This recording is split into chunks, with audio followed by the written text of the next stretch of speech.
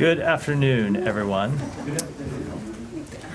Today marks the tragic anniversary of the October 7th, 2023 attacks against Israel, where 1,200 men, women, and children, including 46 Americans and citizens of more than 30 countries, were slaughtered by Hamas. October 7th, 2023 was, of course, also the day when Hamas took 254 people hostage, including 12 Americans. An estimated 101 of those hostages still remain in Gaza, including 7 Americans: Itai Chen, Judith Weinstein, Gad Hagay, Eden Alexander, Keith Siegel, Sagi Dekel Chen, and Omar Nutra. Hamas should release every one of these hostages immediately, and the United States will not rest until they are returned to their families. Hamas's attacks on October 7th launched a war that continues today, with tragic consequences for the Palestinian people. As the Secretary said in his statement this morning, the United States mourns the death of every innocent who died on October 7th and in the year since. And we are determined to continue to work for a ceasefire agreement that brings the hostages home, alleviates the suffering of the Israeli and Palestinian people, and ultimately brings an end to this war.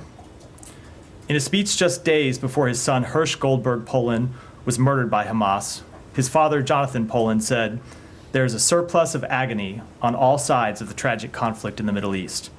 In a competition of pain, there are no winners. It is far time to end this conflict and to begin the work for a common future for Israelis and Palestinians with equal measures of security, dignity, opportunity, and freedom." It is indeed a somber day. I wanted to ask you on something that you said in your opening statement. This call, and you said it many times in the administration, this call saying it is far time to end this conflict today. Obviously, this conflict is not only ongoing, but it's escalating in every direction you look at. There are new operations in Gaza. There's, of course, bombing in Lebanon, and we're waiting for the response against Iran's attacks. So when you say it's far time to end this conflict, and obviously you have to be two sides, to agree to end the conflict, are you saying specifically to Israel, stop the bombing, stop its operations in Gaza, or do you still support those? We do not believe that a ceasefire where Israel unilaterally stops the war without an agreement with Hamas to stop attacking Israel, to release Israeli hostages, to release American hostages, to release the hostages of other countries is a just outcome. We want to see a ceasefire, but it needs to be a ceasefire that includes both parties to the conflict, not just one. Yeah. A few things, Matt. Just a broad question to perhaps reflect a year on. It's the anniversary of October 7 Hamas attacks. It's also the anniversary of the start of Gaza war, which is, according to Palestinian health authorities, killed nearly 42,000 people.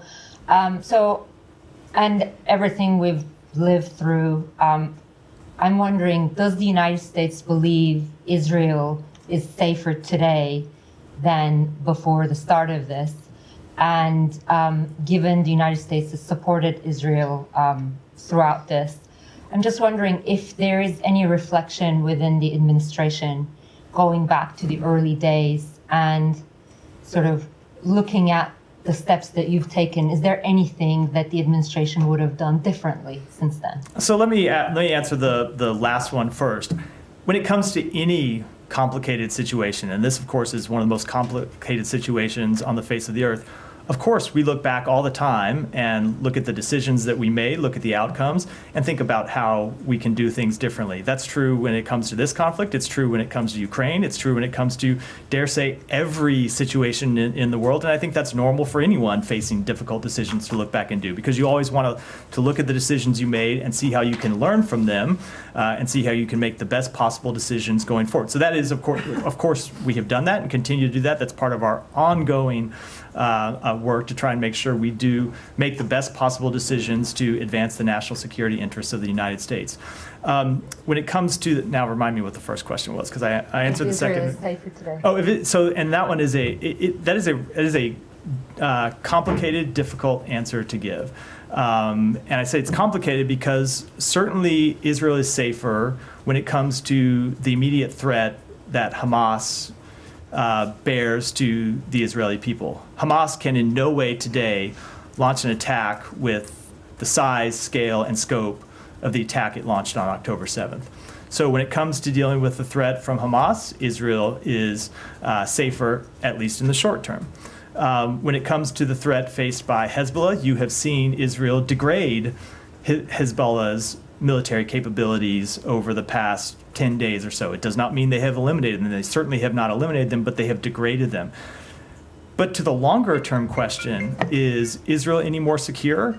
I think that's a very difficult question to answer, and it goes to the point you have heard the Secretary make over and over and over again, which is, as long as Israel is mired in conflict in Gaza, as long as it is dealing with an unstable situation on its northern border, as long as it is dealing with unrest and insecurity in the West Bank, ultimately its security is never going to be assured, which is why you have heard us, and you have seen us. You've been on the trips with the Secretary throughout the region, where he's spoken to this and said, the ultimate resolution of these conflicts needs to be one that has a political path forward that answers the aspirations of the Palestinian people. It needs to be a path for governance in Gaza by someone other than Hamas, because as long as you see Hamas continue to govern Gaza, either by name or in a de facto sense, you will continue to see insecurity for Israel. And you just have to look at the events of the past few days, where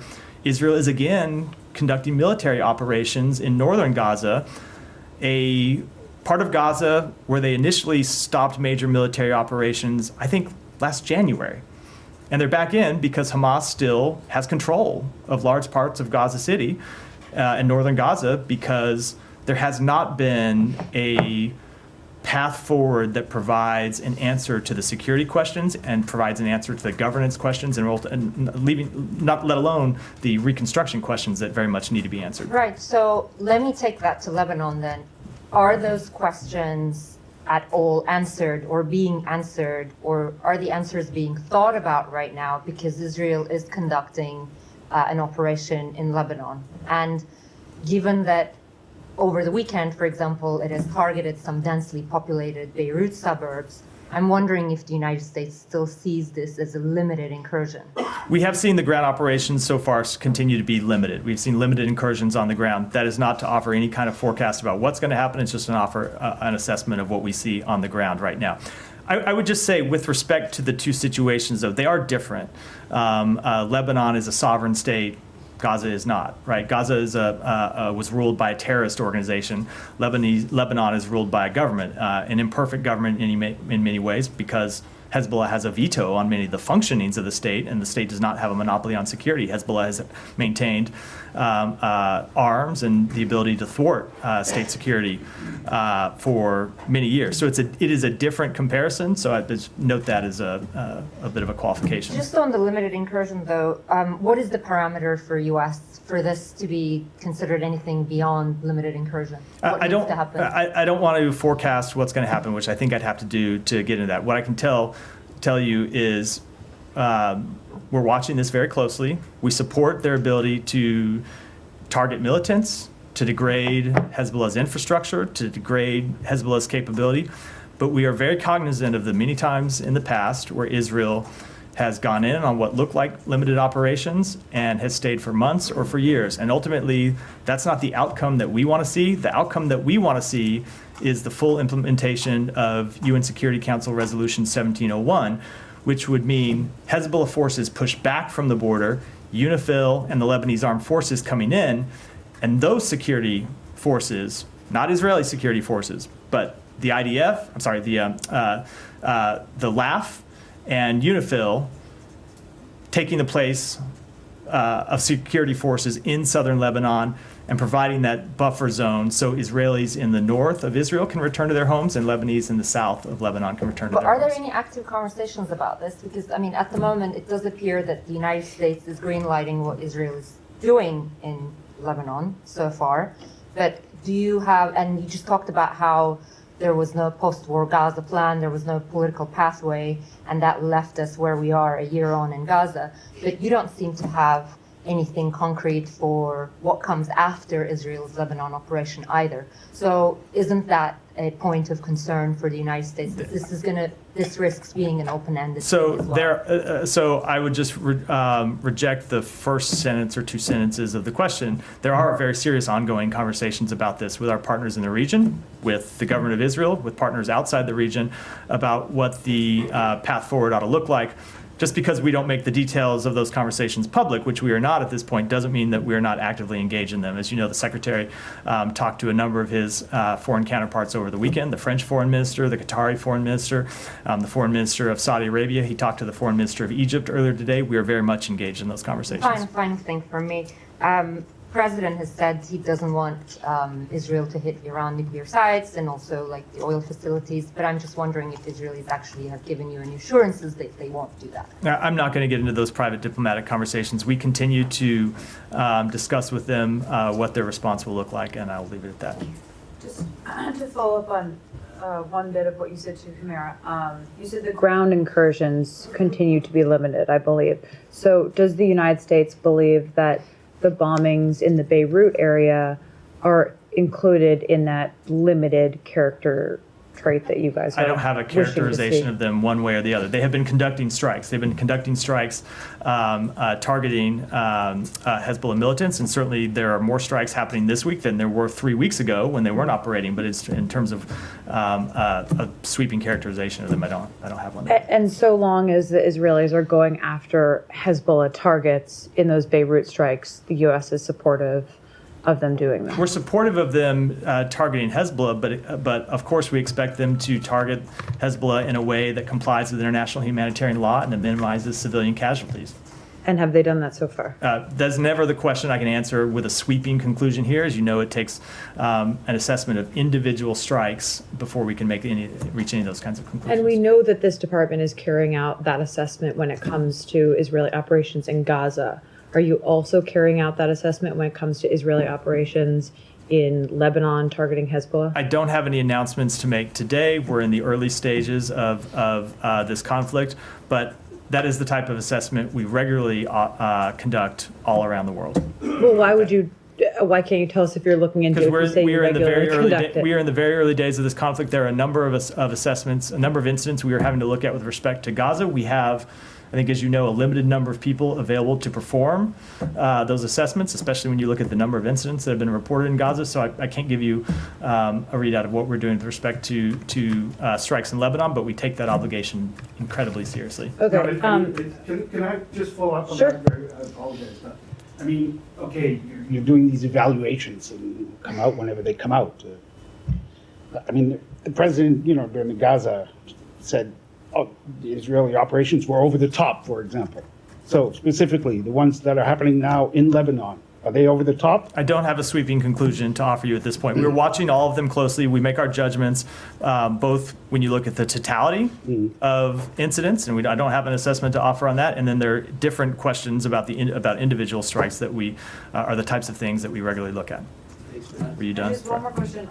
You said in your opening remarks that the Biden administration continues to work towards a ceasefire. You gave, readouts, or actually you didn't give full readouts, but you noted the phone calls that the secretary has had in recent days that are driving towards that outcome.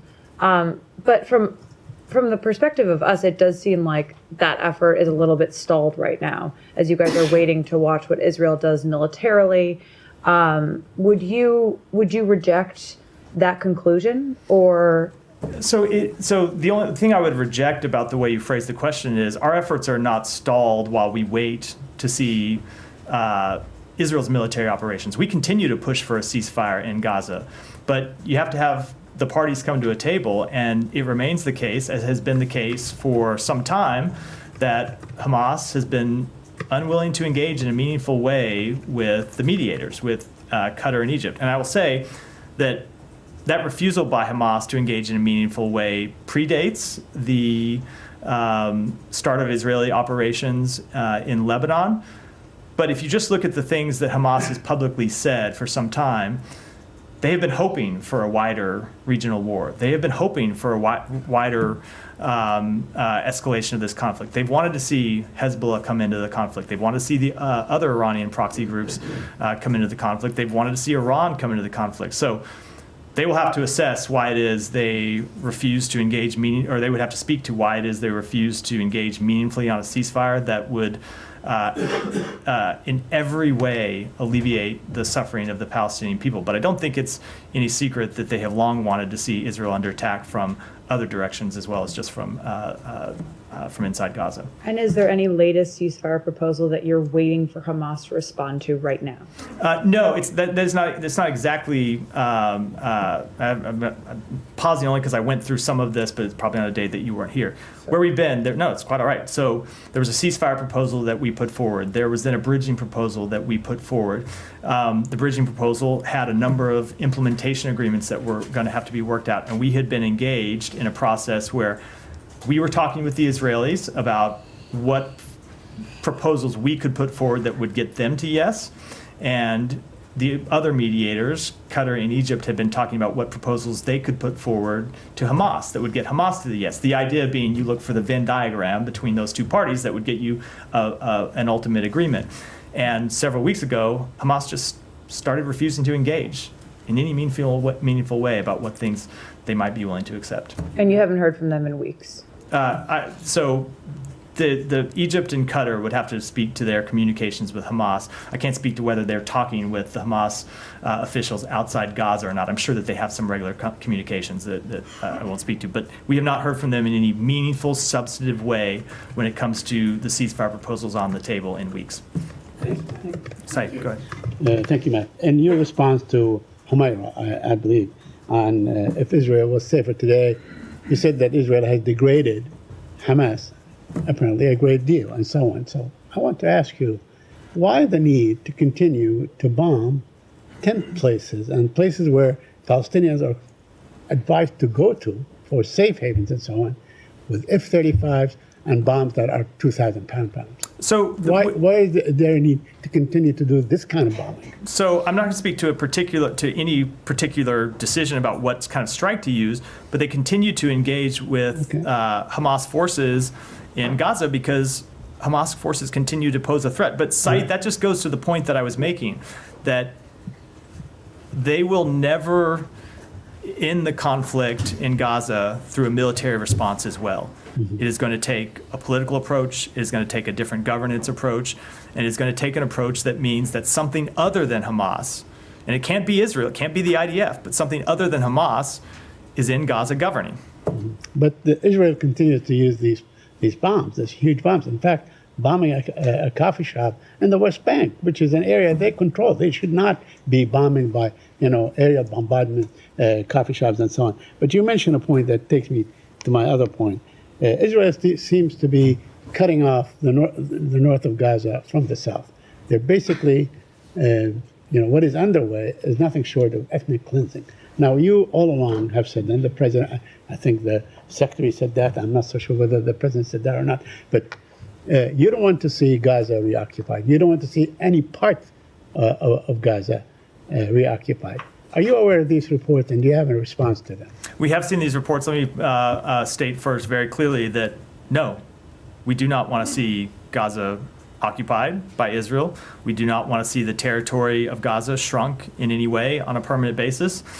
And when it comes to these reports, we are engaging with the government of Israel to find out exactly what it is they intend. But I will say, just generally speaking, we want to see people in Gaza be able to return to their neighborhoods, not being forced to leave their neighborhoods. Now, if there are Hamas militants operating underneath an apartment building, before Israel launches a strike on those militants, I think you would want to see the civilians evacuated. That would be something that would be a good thing for those civilians to see that they are out of harm's way. But it gets back to this broader point that I made, which is as long as you don't have a political path forward, and you don't have a solution to the very real governance questions, you can kill Hamas fighters, but Hamas will continue to recruit other fighters and continue to put the Palestinian people in danger and continue to endanger Israeli security as well. That will give Israel a cause for continuing this war. I mean, nobody expected a year ago that this war would be going on at this time, but it is. And it can conceivably go on for many more months, maybe even years, and so on. What is the end game? What are you, in your view, what is the end game of Israel? We want to see a ceasefire that brings the hostages home, that alleviates the suffering of the Palestinian people, that allows humanitarian aid to surge into Gaza. We want to see an agreement on a political path forward that ensures that Palestinians can choose their own leaders and that Hamas does not continue to reign as a terrorist organization of over Gaza. And ultimately, we want to see Gaza and the West Bank reunited as an independent Palestinian state. Now, let me ask you about that means that when you answered Saeed, you say you don't want to see Gaza reoccupied by Israel. You also don't want the West Bank occupied by Israel, right? We want to see establishment of an independent Palestinian state in Israel. Yes, correct. So you don't want the Israelis to be occupying the West Bank. We want it to be. Right. We want it to be ultimately its own independent Palestinian state, occupied by Israel, not occupied by Israel or anybody else. No, we want to see it governed by Palestinians. And then just secondly, and I've asked this, and I know others have asked this before, but when you talk about how you want a ceasefire in Gaza so that people can return to their neighborhoods and their homes, how many neighborhoods and homes do you think are left for them to return to? So by various estimates, somewhere around half the buildings, maybe a little over half the buildings in 50%. Gaza have been destroyed or damaged. There are other buildings, obviously, that remain, and we want to see people be able to return to their neighborhoods.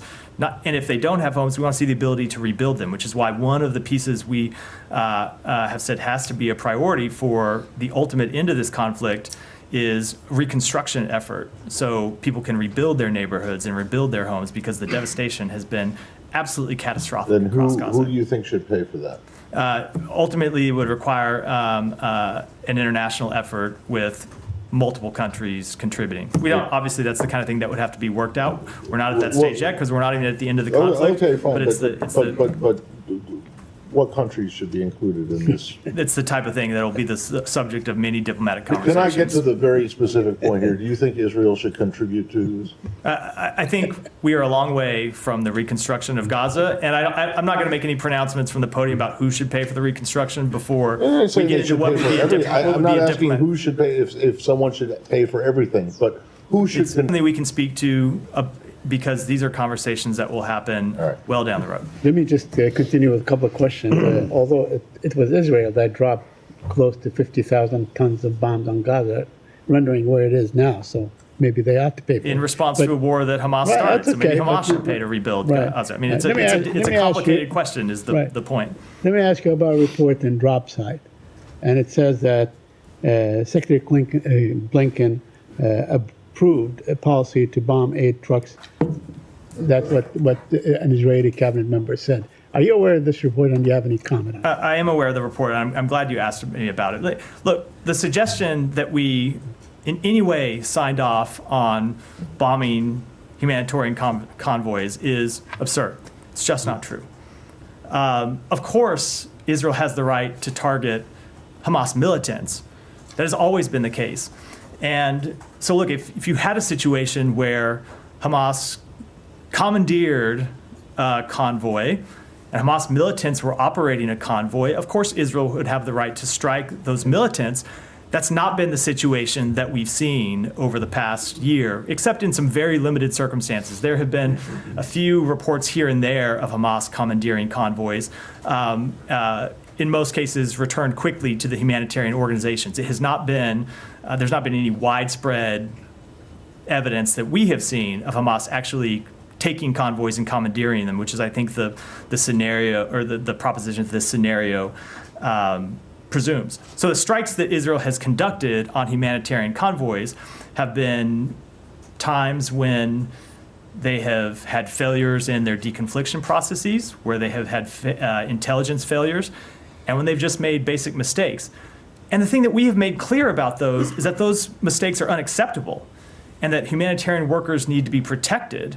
and humanitarian aid needs to be protected. So the idea that anyone at this department signed off on bombing humanitarian convoys is just absolutely ridiculous. My final one, the president today issued a statement, and he talks about, the anniversary. He talks about, 1,200 Jews were killed, which is the highest number since the Holocaust and so on. But he did not mention the genocide that the Palestinians are subject to. He did not mention the fact that 42,000 people were killed. In fact, a group of American doctors are saying 119,000 have been killed. Is that negligence on his part, or is he not showing the kind of sensitivity that he ought to show? So, Saeed, he didn't use empathy.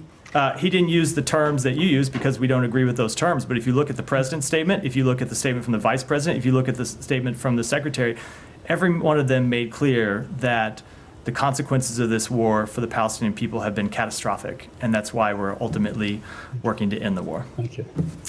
Eva. Yes, Mark, the UNIFIL, the United Nations in Lebanon, put out a statement on Friday, I think. They said they are deeply concerned that by recent activities by the IDF immediately operating from a close position around them. Did you see that statement? We did see the statement. Do you have any comment? I don't. Obviously, we don't want to see UNIFIL forces put in danger in any way. UNIFIL forces play an important role in establishing security in Lebanon, and ultimately we want to see them able to do their job implementing UN Security Council Resolution 1701. Do you still see what's happening in South Lebanon, a limited operation? We do. I'm sorry, it was when you were out of my answer to this question earlier, yes. At the time, and that is an assessment made today, and we'll make our assessments on an ongoing basis, and if and when they change, we'll have a different assessment to offer. Okay, you have confirmed several times that you are in contact with the Lebanese and you are working behind the scene. But the Prime Minister yesterday, he had an interview and he said not the U.S. officials reached out to them since he saw Amos Hochstein in New York before the assassination of Hezbollah Secretary General.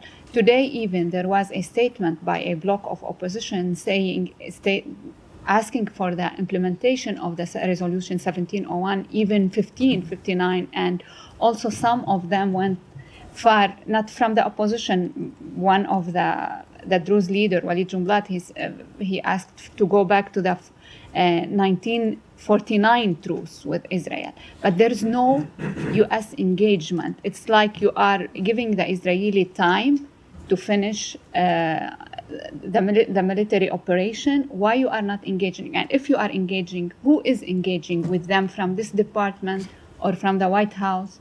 What are you doing? So we have had ongoing diplomatic engagements with Lebanese leaders. I can't give you the who and the time here, but we have had it going on for some time. And I should say, just as importantly, we have had a number of diplomatic contacts over the weekend, some of which I mentioned earlier, and going back all through last week with partners in the region who are engaged with the Lebanese government. But I should make very clear, the solution to the political crisis inside Lebanon is not one that can be or should be dictated by the United States.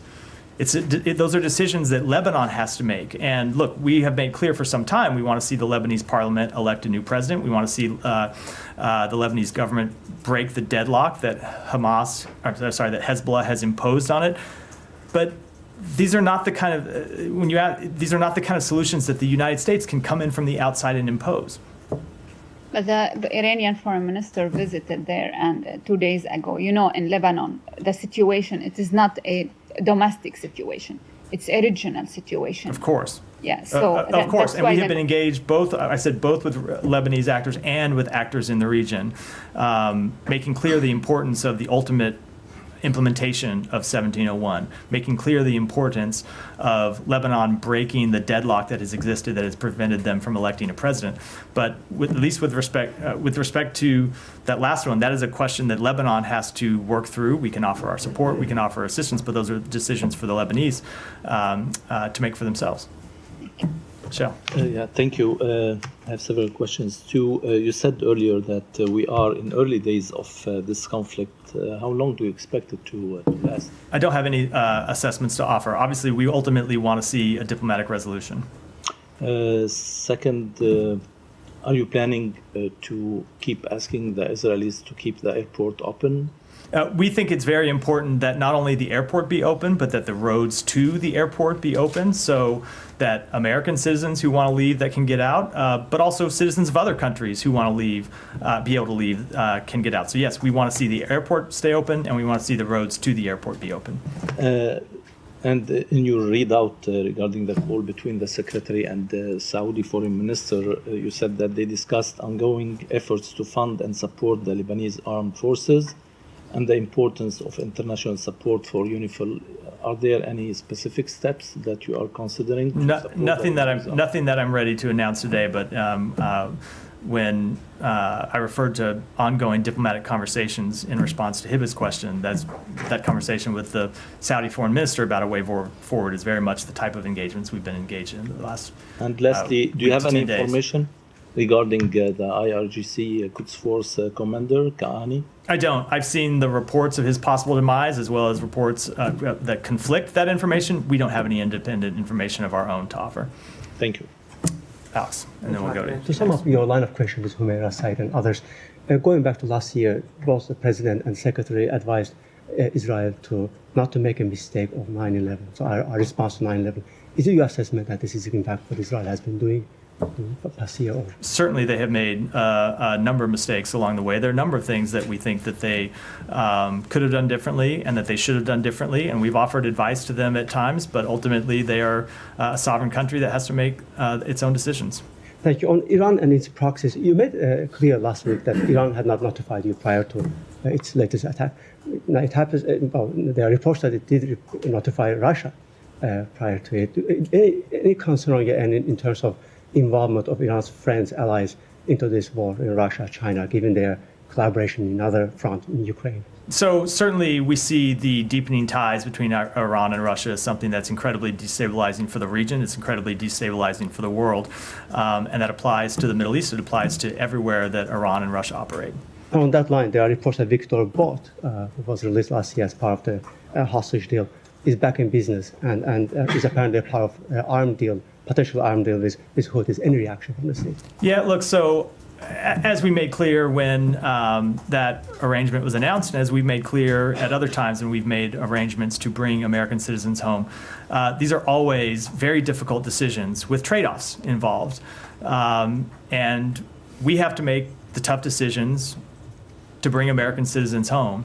And what we have decided time and again is that we're willing to make those decisions because the safety and security of the American people is our first priority. And that's how we've gotten more than 50 wrongfully detained and other Americans return home over the course of this administration. It's because we are willing to make those choices.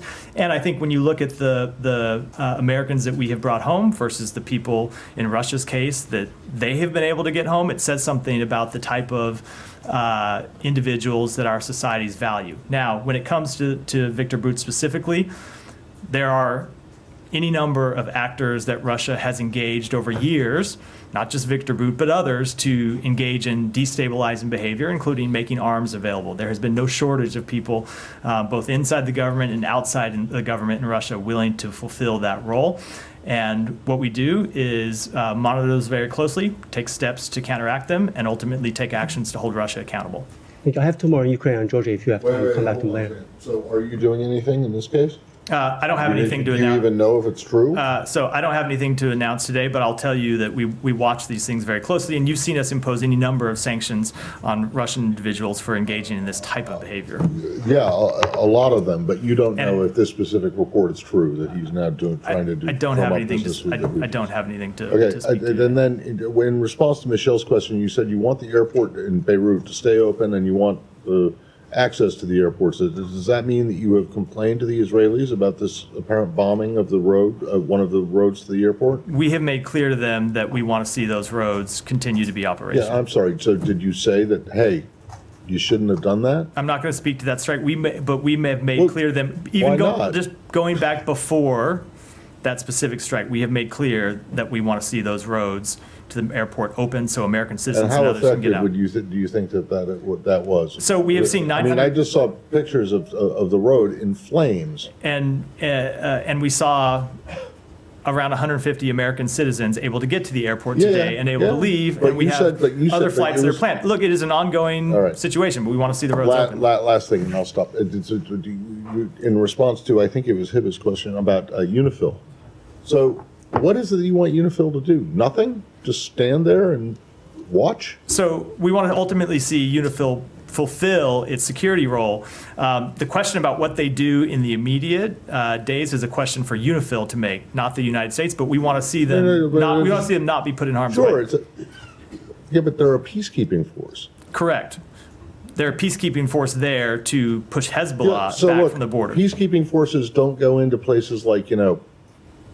they don't go into resort communities and Correct. expect there to be nothing except for, beach and cocktails. We don't So we don't want to see them attacked by Well, Israel. no, We don't I'm want sure to see you them don't. return But- fire by Israel. We do not want to see But if they any are kind of not conflict. but if they're not preventing anything from happening, I mean, I guess, do you want them to keep the peace, or do you want them just to sit there and watch? and Ultimately, we observe? want to see their role as one that prevents Hezbollah from occupying the space in southern Lebanon that Hezbollah has continued to occupy for years, and from where they have launched attacks against Israel. That's what they were put in there to do. Right. And that's the role that we want to see them play. What's happening right now is Israel is conducting operations to push Hezbollah back. Yeah. We hope those operations are successful. So And if they, let me say, UNIFIL and so if you they don't- do you- push them back, we want UNIFIL and the LAF to, So- to so you- fill that security vacuum. So you don't see UNIFIL as having any role in terms of Israelis going into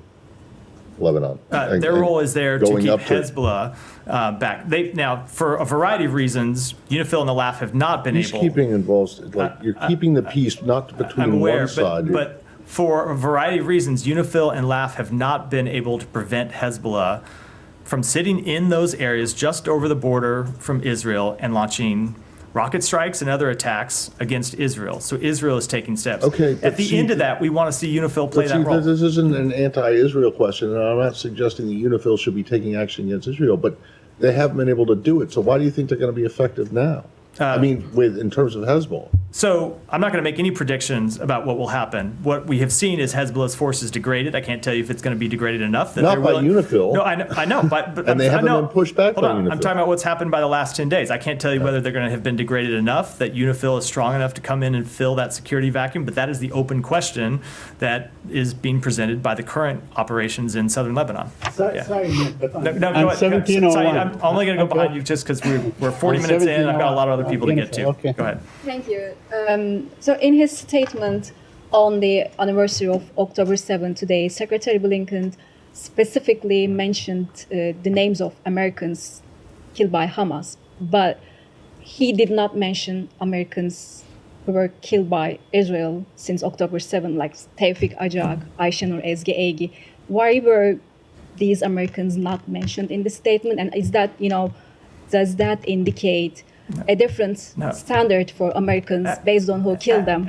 Absolutely not. And if you've seen this, our public statements, we have spoken out forcibly about American citizens who have been killed today, or have been killed on both sides of this conflict. The statement the secretary put out today, though, was about the anniversary of October 7th. But it also- and the people that died in the attacks on October 7th, and the American citizens who were taken hostage on the deaths on October 7th.